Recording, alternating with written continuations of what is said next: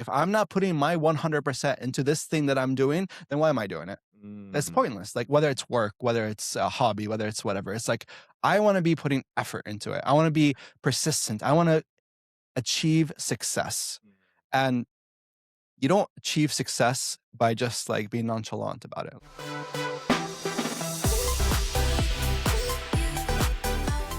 Welcome to Extraordinary Stories. I'm your host, Forbes Shannon, with me as always. Christine Butler. And today we have a guest in studio all the way from Jordan. He splits his time in Phoenix and in Jordan. He's an AI entrepreneur. He's also used to be a rapper. Oh, Yeah, we're my going to get goodness. into that. Yeah. Okay. Mac Used to be. Oh, excuse you. Excuse me. You're right. My bad. Correction. He still raps.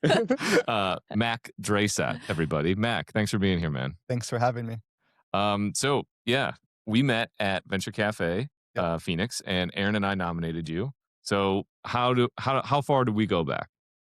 Oof. I think 3 years back. Yeah. I think, yeah, 2 Okay. years and a half, 3 years back. Yeah. Actually, I met you 3 years back because you're the host, or not the host is the right word. I'll take host, MC, yeah. Of Venture Cafe, and then we went to an event together.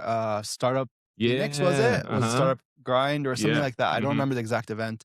And there I met Aaron. Yeah. And you were like, oh, Aaron's this and that, and you guys were partnering on. Back then it was like there was like this book or this not book. There was This is a blast in the past here for me. It's always a wonder. help me out here, Forbes.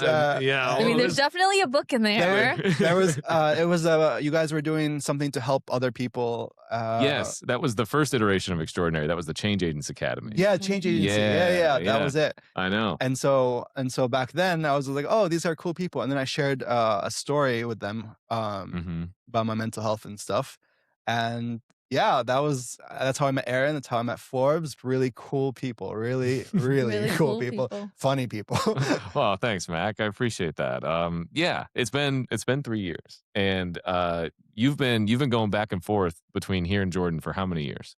Well, actually, like back then, so I was going every summer basically. Mhm. And then I saw an opportunity of like, hey, I can actually make an office over there. I have the capital for it. I have the ability to like, I know the people there. I have connections there. I have the ability to, like, I'm tech savvy. I'm business savvy. I was like, I got this. Yeah. So I go over there and I'm like, all right, I need to start this business up. And so obviously any new business you start up, it doesn't start successfully. you have to try and fail. I was planning to be there for 3 months, ended up being there for 1.5 years. Yeah. That was fun. Yeah. Lots of ups and downs. That was very interesting. Tried to go back, wouldn't happen. So then 1.5 years passed, and then thankfully we got to a point where I was like, okay, I feel good. I'm coming back. Mm-hmm. And so yeah, that was 1.5 years, and then it was like a summer before that was when I was in Jordan. Wow. Okay. Very cool. So, I mean, tell us what you built in the 1.5 years. So we renovated a huge office. It was 700 or 800 meters squared. And I think that's like what, 3,000, 4,000 square feet, something like that. All office space. We are building an AI. Well, we have built an AI and are in the midst of building other projects as well. So we're an AI company. We have an offshore company over there, offshore office over there. Plus, we have a office here and stuff here as well. So over there, we hired many developers, and we're currently working on our project called Evo Manager. Okay. And what is Evo Manager? So currently, I thought of this. So I love being on the cutting edge of things. And obviously, AI is that. My company before this one was called Daredev. And we were doing software projects for different clients. And like suddenly there was like a shift of like everyone's talking about AI. And like I was like, I catch this, and I'm just at the same time like, ooh, this sounds like something I want to be on, right? Yeah. And so I'm like, I'm still in the beginnings of a company. I want to shift that to strictly an AI company. Of course, being an AI development agency is great, but creating the idea and then making that scale up is even greater, I believe. And so we started building I want to call it a SaaS software, but it's a little bit more than that. Um, we um, we put a hardware in retail shops, right? This is inclusive of mics, microphones, and we probably it's either we're still in alpha beta, so we're figuring out exactly how we want to do this hardware. But either we put cameras on that hardware setup, or we connect to their camera system, the retail shop's camera system. So basically, what we do is we combine their customer employee interactions, and we figure out what's going on with the shop. This could be theft could be one of them. It could be bad customer service. Okay. It could be maybe they have good everything, but they just need to upsell and cross sell. They're not doing that. Maybe a lot of customers are demanding a product, because obviously if a customer comes in, they ask for a product and they're not able, and you don't have it, and the employee doesn't write it down, and he sells them another product, and just shows like a sale. Like, you don't know what the demand is by your customers. But now, if somebody can listen in and write down every customer demand, and you can see that maybe like 20 customers asked for this product, then you would consider putting that product in your store. Or there's a million different use cases for this, for what ours is able to specifically do for the store owner. I like the way that you describe it. You say we're connecting AI, all that stuff that happens in the background, with the real world. Yeah, Yeah, exactly. I was telling Forbes earlier today. I was like, our goal with not just Evo Manager, but we have a bigger company called Evo Solutions.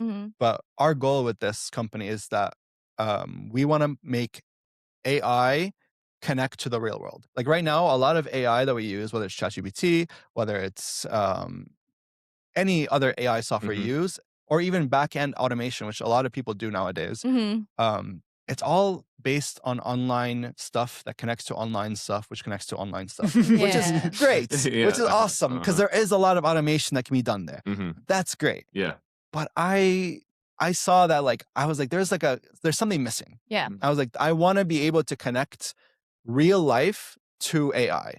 And the only way to do that is with real life sensors. So mics and videos, audio and video are the first like things that you can use, of course. But there's other sensors. There's anything that produces data can be used in an AI model. So this AI actually goes back to like the 19, I believe, 60s, 70s, something like that. Most people don't know that. I just learned that.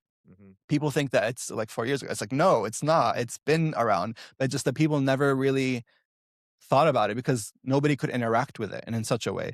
LLMs came out, and they're basically context or text. They're models. They're AI for context, AI for text. We're finally able to extract information out of text. Before it was numbers. Before it was a bunch of different things. But now that it's text, everyone's going crazy over it, which is because we all speak and write in text. Right, exactly. It's all English or Spanish or whatever language you use. It's just my main focus is let's connect real life with AI. This could be besides audio video, we can do pressure sensors, we can do heart rate, we can do any sensors that are out there. It can be used for AI. You're solving the problem of AI not being able to get the input. Exactly. It's a lot of issue that AI has right now is context. Like, typically AI doesn't have context and doesn't have that automatic like response, because if AI doesn't understand, how is it going to do something that you want it to do?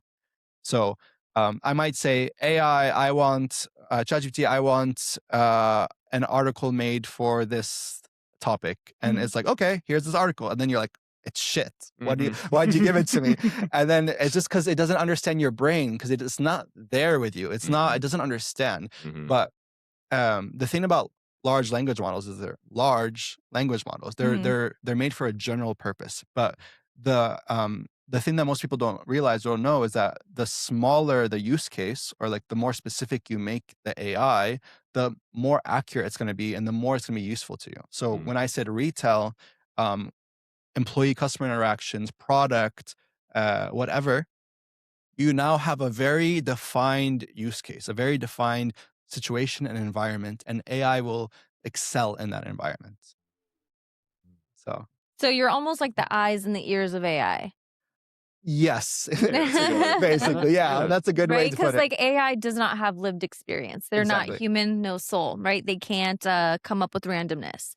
So I think that allows a little bit more randomness Well, in. I'm curious how you develop the nose. Yeah, what is it smelling? Actually, Oh, Okay. there are people developing, they're doing research on that, and it is possible. Really? It's not practical, but it is possible. Why is it not practical? I can see a Yankee Candle using it. It's not about seeing, it's about smelling. You can actually smell. They can make so what they do is they put particles, right? And then they change the particle structure, and they release that particle, and so you can smell it. But it's not practical because you have to keep recharging the device with the particles and all that other stuff. Okay. Not yet. Not yet. Not yet. Not yet. Okay, sorry you guys can't smell yet if you're listening, AI. I could use the eyes and the ears and the smell before I like leave the house. You know, that would be useful for me. So Mac, one of the things that I think makes you extraordinary is that you have this technical background and this entrepreneurship journey, but then you also have this artistic background.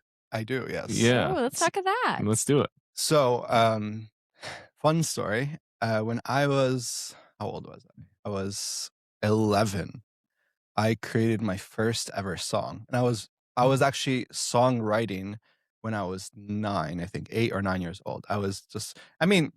As an 8 or 9-year-old, there's only so much you can do. There's only so much that your brain can be capable of writing. Yeah. And even there's cadence, there's structure, there's rhyming, there's flow, there's so many things that go into it. And it's like, as an 8-year-old, 9-year-old, you don't know any of that stuff. But growing up, I started like going deeper into it, and like keeping like, I kept writing and writing. I got better at writing, and then I got from writing to rapping, and so I started rapping. And then it was like 8th grade, I think. I was like 13. I auditioned for the talent show at my school, and I rapped in front of 800 people, 1,000 people. Well, of your peers. Yeah. That's not just people. Yeah, right. Oh. Yeah, it's people you have to My see. skin is cringing. I'm so proud that you did that because I could never. It was so nerve-wracking because when we did the audition, the practice. So audition, succeed, right? And then succeed, of course. And then practice.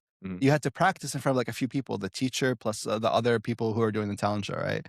And so I practiced and I stuttered, or like I stopped, I froze in the practice. And then they asked me, how will we know you won't freeze in front of 800 people when it's just us 6 or 7 right now? And I was just like, I looked at her, I was like, don't worry, I got it. I did well. You got it. And then I did well. Hell yeah. But at that time, I created an album. So my first album that I created was 8th grade. Oh. My second album that I created was in like 11th grade, I think. And then I created a single after that. And so it's actually so interesting that I was such a young kid, but I was able to do so much. I literally got the albums, right? And I went person to person in my school, and also door to door around my neighborhood, selling the albums. I love that. And like they say, I've heard this a lot, but they say entrepreneurs, usually you can identify an entrepreneur when he's a kid because he's usually selling something. And I looked back to that, I was like, oh, I was selling It's the mixtape. I was selling music. It's the mixtape. They used to, at the time I was really embarrassed about all that stuff, right? So like, I don't know why, but I had this like half. Like I was like very proud of myself. I was just working hard. Didn't think I was doing a really good job, but everyone else did. And everyone else would like bring up my mixtape, or they would play in their car, or they would like do whatever, or they would see me like, hey. But then I would just internally be like, that feels like weird. That feels like awkward or whatever. But it's only when I grew up a little bit more that I realized that they actually did enjoy that. They liked it. They, I think it's because I was one of their peers that they're like, oh my gosh, he's a musician. You know, you're always your biggest critic. Right. And so when you're a kid, that's only heightened, right? You know, it's that imposter syndrome. Especially when you're a teenager. Yeah. Yeah. Yeah. Yeah, and I think to that point, Mac, people want to support other people who are doing something that would scare them. Mm-hmm. You know, like I get it all the time with stand up comedy. It's people are like, I can't believe you do stand up comedy. I'd never do stand up comedy, and it's like it's not. It to me, it's not hard, right? Right. Like you know, these are people who do things that are significantly harder to me. Like they're they have 0 unread emails in their inbox, you know? Like everyone's got a different kinda hard, Right. right? Yeah. And I think when it comes to people who are putting themselves out there, it seems so crazy to people who aren't geared that way, but they wanna support people who are. Right. Yeah, you know? That's kind of there's creators and there's consumers, Yeah. Mhm. right? So, I'm curious, how has art and creation played a role in your entrepreneurship journey? Oh, that's a good question. Give me a second to think about that. Sure. Um, I think let's define a few terms here, Okay. just so we can be clear before we discuss anything. So, I like it. one term that we have to define is what's intelligence. Another term that we have to define is creativity. What is creativity? Mm, Um, excuse me. So these terms are very important to define because when we think of arts, we think creative. When we think about school or whatever, university, whatever, we think intelligence. And we think about entrepreneurship or whatever, we think work ethic, right? mm, Um, but it's very important to understand how those come together and what they actually mean. So I believe that intelligence is your mind's ability, the speed at which your mind is able to grasp new concepts mm, and process them, or basically understand them. mhm, The speed at which that happens is your intelligence. Creativity is you have all this knowledge stored in your head, right? You mhm, have this random thoughts, these random um, knowledge base, this random whatever. mhm, Creativity is how you put those together, how you're able to piece them together.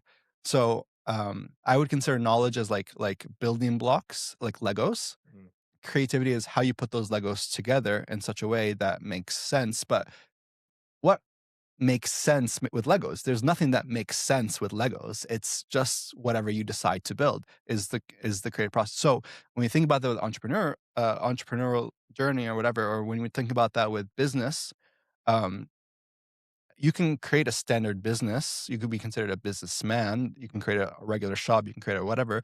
But when you think about adding creativity to that from art or from whatever, you have to think about how do you meld or merge the different concepts that are in your head from previous experiences. So this could be from your childhood. This could be from university. This could be from your hobbies. This could be from your interests. This could be from a million different things.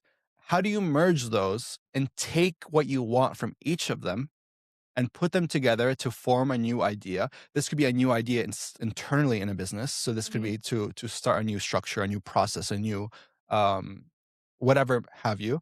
This could be to create a new business idea. So you can, if you think of a new idea of like something that you want to put out there in the world that hasn't been done before, or something like that, um, that's where I think art adds to it, where it's like mm, you get the creativity from art. Because then realistically, like when you create a piece of music, and I'm sure you can relate to this with comedy, when you create a piece of something brand new, mhm, what you're really doing is you're taking all the knowledge that you have about that art mhm, and you're like, how do I add my twist to it? How do mm, I make it mine? How do I enhance it? How do I make it like awesome?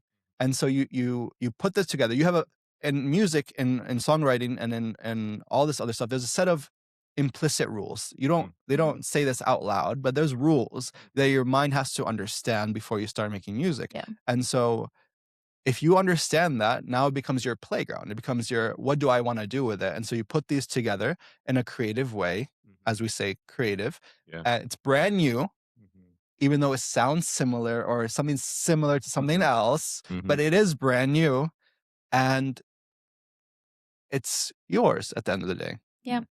And so that's the same that same concept can be applied to anywhere in life, including business, but it could be other aspects of life as well. Well, Christine does a lot of art through her writing. Oh, cool. So what's your take on Mac's approach?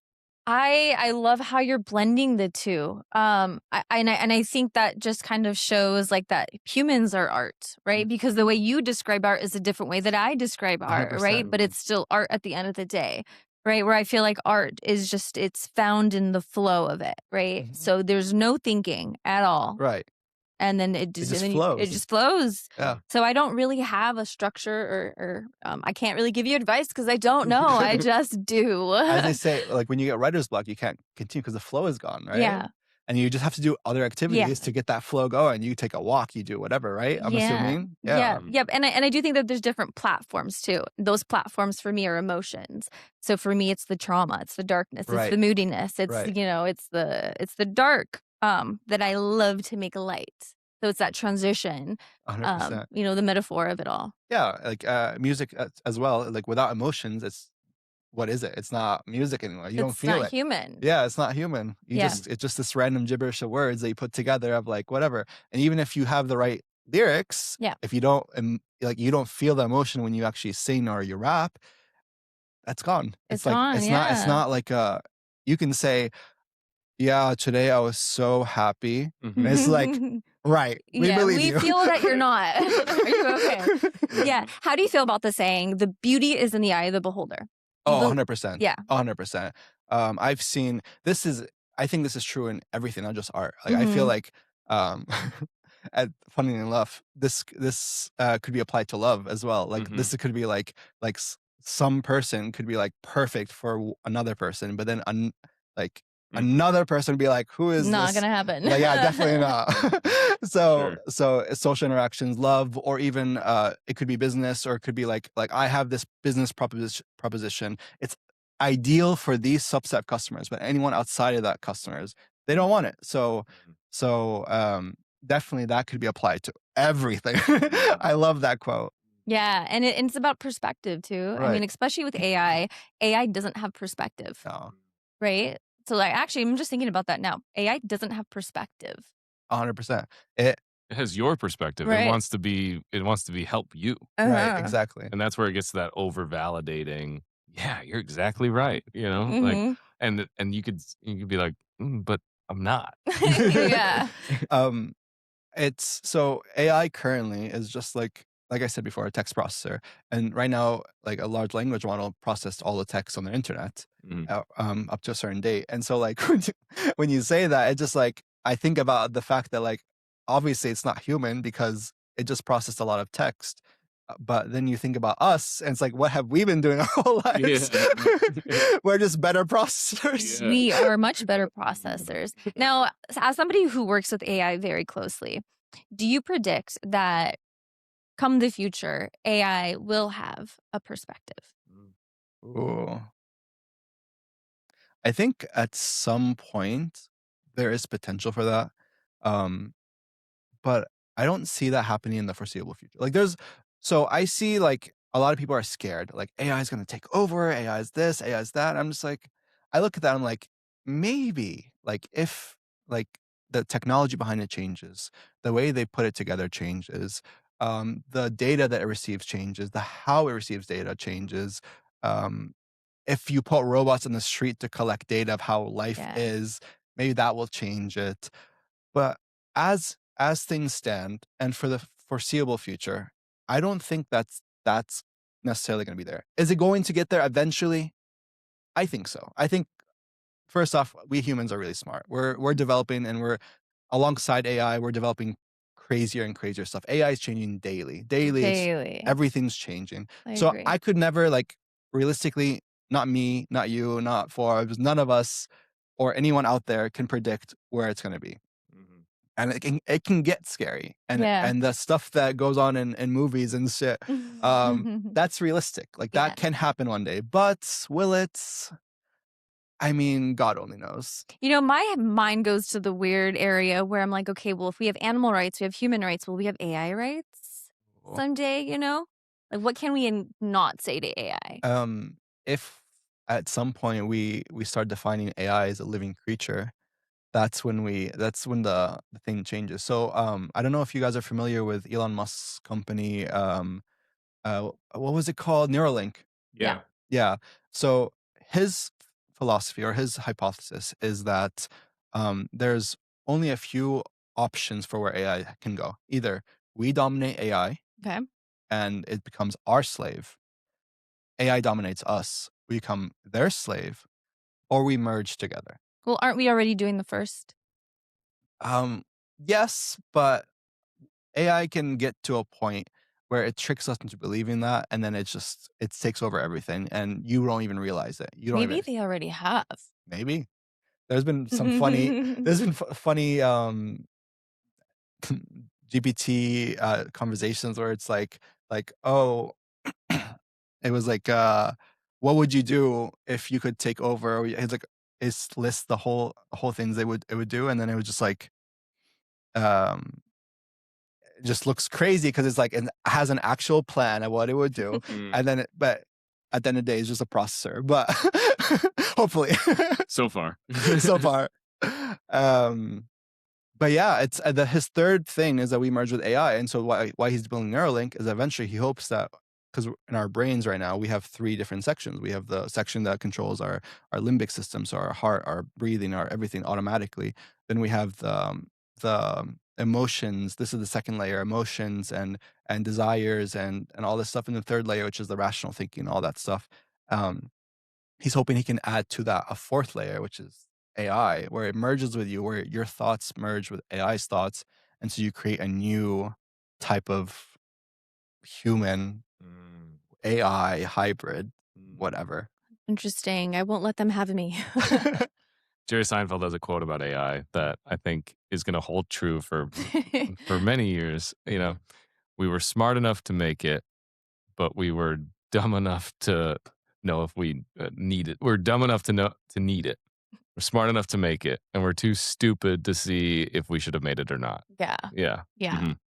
And when you think about it, it's like, why do we improve technology? So like we look back to like way back when farming technology. It's like, well, we create farming technology so that we wouldn't have to hunt and gather, right? Mm-hmm. And then like we progressed from there. We created machines to do the farming technology for us. Then we progressed after that to let's create this other stuff and this other stuff and this other stuff, and it just kept progressing.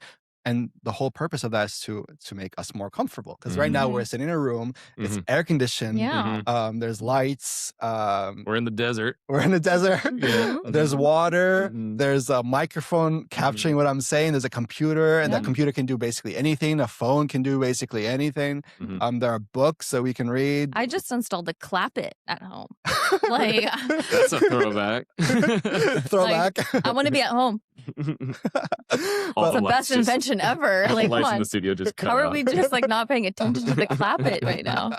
That's funny. But yeah, we're doing everything to improve comfort of life, and then it's like, where does AI fit into this? Is like, are we going too far? Are we getting greedy? Are we getting into Yeah, we're lazy. I think what you're touching on is the fact that it's extraordinary. And so I want to ask you, what's next in your extraordinary journey?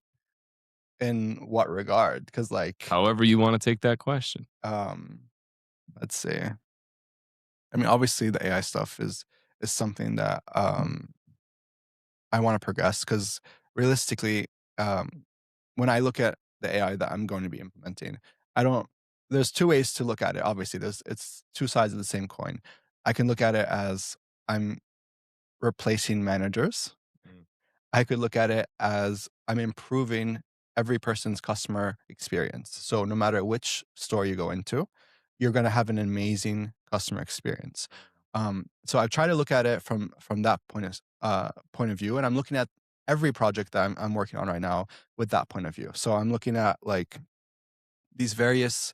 I can't really talk about all of them, but there's these various projects that are going to be improving quality of life. Like that was the main goal of technology, general quality of life. So I'm trying to improve quality of life for regular people. I'm not looking at this from business perspective or whatever. I want to like impact the world. I want to change the world. That's what I want to do.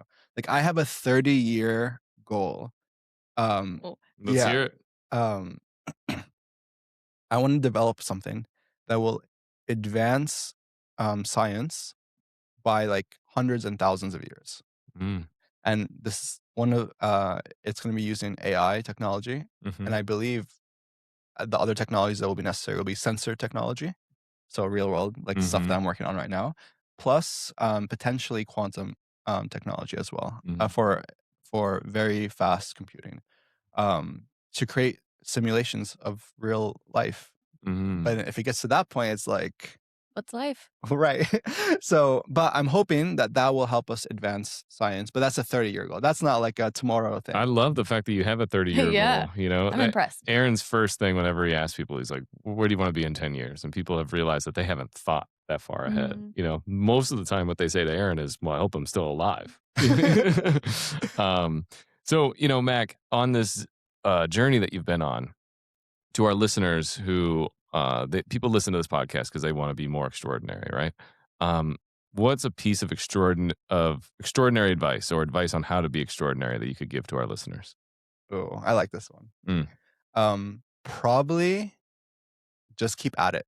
Like a lot of things that happened during my career or during anything, the main issue of like why other people just fell behind was just because they didn't keep at it. Like I see myself as like a decently smart guy, but I don't think it's because I'm a smart guy. I think it's just because I did so much shit. I had to work for that.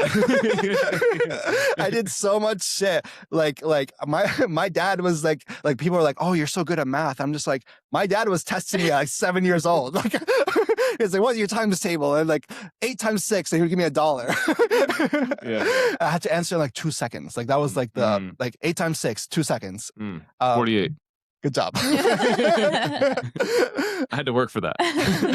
But like when I did music, I literally remember laying on the floor in front of my computer and be like, fuck this. I was like 12, right? Yeah. But like I still got up and did it and redid it and tried. And even so when I started going to like these networking events here, Venture Cafe or otherwise, I am an introvert. Like by nature, I'm an introvert. But you know what I did? I just forced myself to just talk to everyone.